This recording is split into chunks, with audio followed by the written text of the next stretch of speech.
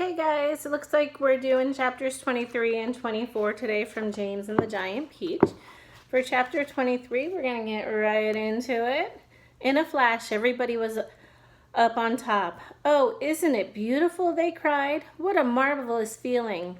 "Goodbye, sharks. Oh boy, this is the way to travel." Miss Spider, who was literally squealing with excitement, grabbed the centipede by the waist, and the two of them started dancing around and around the peach stem together. The earthworm stood up on his tail and did a sort of wriggle of joy all by himself. The old green grasshopper kept hopping higher and higher in the air. The ladybug rushed over and shook James warmly by the hand. The glowworm, who at the best of times was a very shy and silent creature, sat glowing with pleasure near the tunnel entrance. Even the silkworm, looking white and thin and completely exhausted, came creeping out of the tunnel to watch this miraculous ascent. Up and up they went, and soon they were as high as the top of a church steeple above the ocean.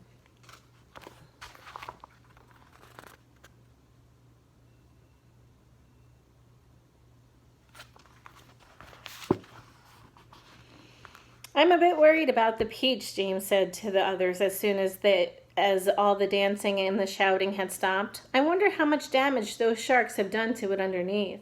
It's quite impossible to tell from up here. Why don't I go over the side and make an inspection?" Miss Spider said. "It'll be no trouble at all, I assure you." And without waiting for an answer, she quickly produced a length of silk thread and attached the end of it to the peach stem. "I'll be back in a jiffy," she said. And then she walked calmly over to the edge of the peach and jumped off, paying out the thread behind her as she fell.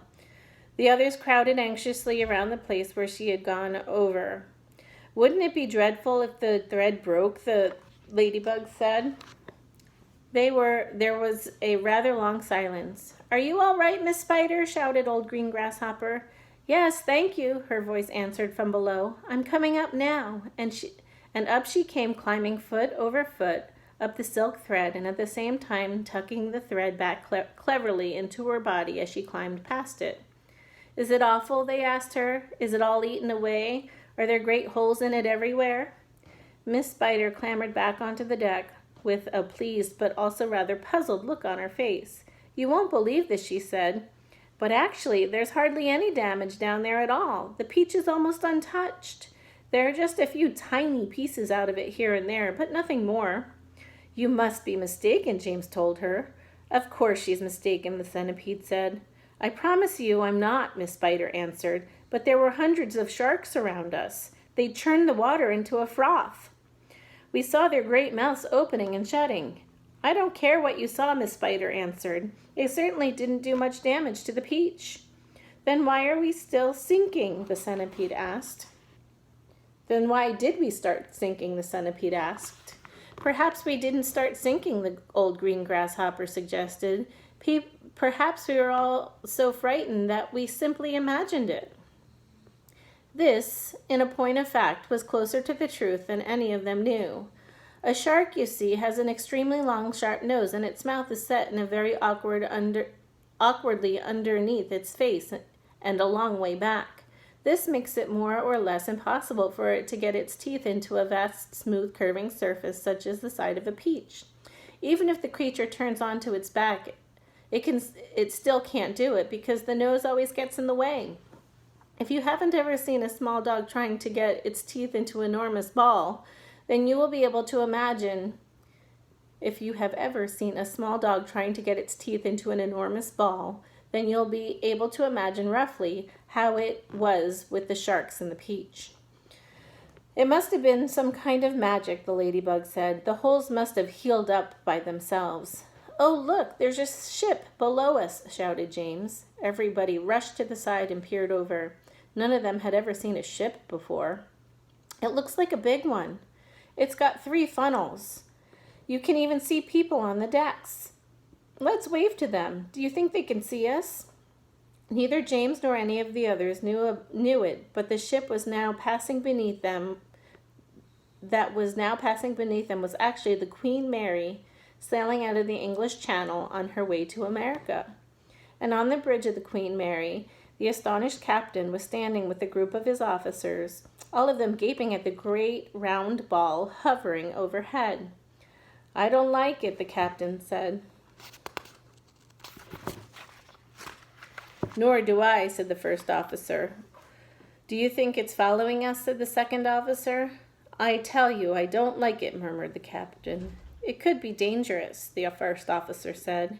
"That's it," cried the captain. "It's a secret weapon. Holy Cat, send a message to the Queen at once. The country must be warned. Give me my telescope."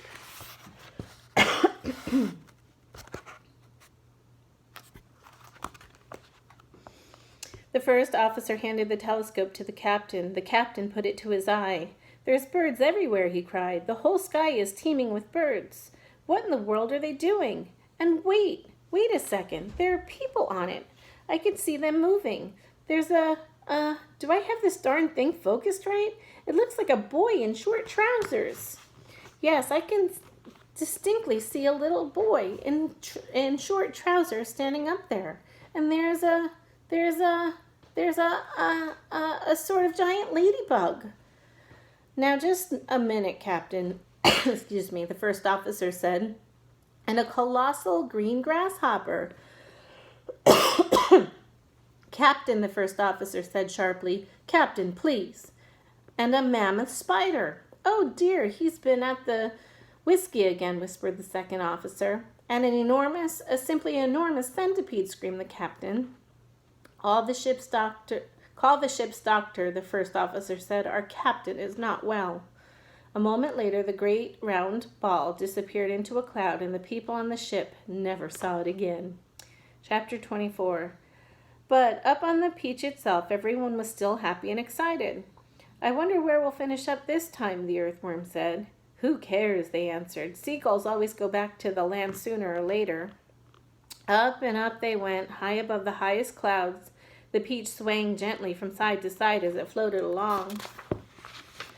"Wouldn't this be a perfect time for a little music?" the ladybug asked. "How about it, old grasshopper?" "With pleasure, dear lady," the old green grasshopper answered, bowing from the waist. "Oh, hooray! He's going to play for us!" they cried, and immediately the whole company sat themselves down in a circle around the old green musician, and the concert began. From the moment that the first note was struck, the audience became completely spellbound, and as for James, never had he heard such beautiful music as this. In the garden at home on summer evenings, he had listened many times to the sound of grasshoppers chirping in the grass, and he had always liked the noise that they had made. But this was a different kind of noise altogether. This was real music, chords, harmonies, tunes, and all the rest of it. And what a wonderful instrument the old green grasshopper was playing on. It was like a violin. It was almost exactly as though he were playing upon a violin. The bow of the violin, the part that moved, was his back leg. The strings of the violin, the part that made the sound, was the edge of his wing. He was using only the top of his back leg, the thigh, and he was stroking this up and down against the edge of his wing with incredible skill, sometimes slowly, sometimes fast, but always with the same easy flowing action. It was precisely the way a clever violinist would have used his bow, and the music came pouring out and filled the whole blue sky around them with magic melodies. When the first part was finished, everyone clapped madly, and Miss Spider stood up and shouted, "Bravo! Encore! Give us some more!" "Did you like that, James?" the old green grasshopper asked, smiling at the small boy. "Oh, I loved it," James answered. "It was beautiful. It was as though you had a real violin in your hands." "A real violin!" the old green grasshopper cried. "Good heavens, I like that. My dear boy, I am a real violin. It's part of my own body." "But do all grasshoppers play their music on violins the same way as you do?" James asked him. "No," he answered, "not all. If you want to know, I happen to be a short-horned grasshopper. I have 2 short feelers coming out of my head. Can you see them? There they are. They are quite short, aren't they? That's why they call me a shorthorn. And we shorthorns are the only ones who play our music in the violin style using a bow. My long-horned relatives, the ones who have long curvy feelers coming out of their heads, make their music simply by rubbing the edges of their top two wings together. They are not violinists, they are wing rubbers. And a rather inferior noise these wing rubbers produce too, if I may say so. It sounds more like a banjo than a fiddle. How fascinating this all is, cried James, and to think that up until now I never even wondered how a grasshopper made his sounds. My dear young fellow, the old green grasshopper said gently, there are a whole lot of things in this world of ours that you haven't started wondering about yet. Where, for example, do you think that I keep my ears? Your ears? Why, in your head, of course. Everyone burst out laughing. You mean you don't even know that? Cried the centipede. Try again, the old green grasshopper, smiling, said the old green grasshopper, smiling at James.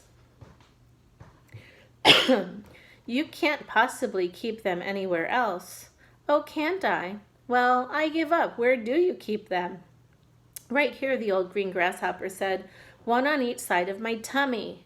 It's not true. Of course it's true. What's so peculiar about that? You ought to see where my cousins the crickets and the katydids keep theirs. Where do they keep them?